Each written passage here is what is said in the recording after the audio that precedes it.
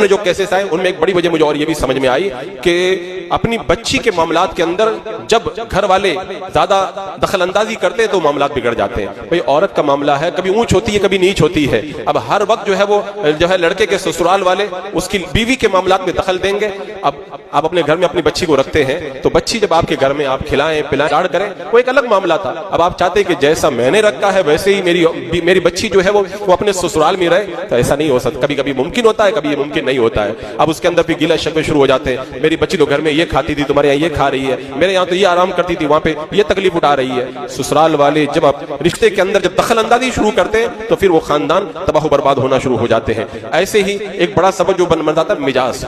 کچھ عورتیں کیا کرتی ہیں، اپنے سسرال والوں کا مزاج ہی نہیں سمجھ پاتی. گھر پہ اٹھتی تھی 10 بجے اور سسرال کے اندر اٹھنے کا طریقہ ہے 7 بجے. اب وہیں سے لڑائی جھگڑا شروع ہوتا ہے. وہاں پہ کھانا جیسے جاتی تھی بنا دیتی تھی، اسے گھر والوں کا مزاج معلوم نہیں ہے، وہ کھانا اسی طریقے سے بنا رہی ہے جو ان کے مزاج کے موافق نہیں آتا، وہ لڑائی شروع ہو جا رہی ہے. ایسے ہی بات کرنے کا انداز، رہنے کا انداز اور گھر میں زندگی گزارنے کا انداز اس کے اپنے گھر میں مائکے میں الگ تھا، سسرال میں الگ ہے. اب عورت اپنے سسرال والوں کا مزاج نہیں سمجھ پاتی، پھر دھیرے دھیرے لڑائی شروع ہوتی ہے اور آخر میں وہ لڑائی جھگڑا اور جھگڑے بنتے بنتے طلاق تک نوبت آ جاتی ہے.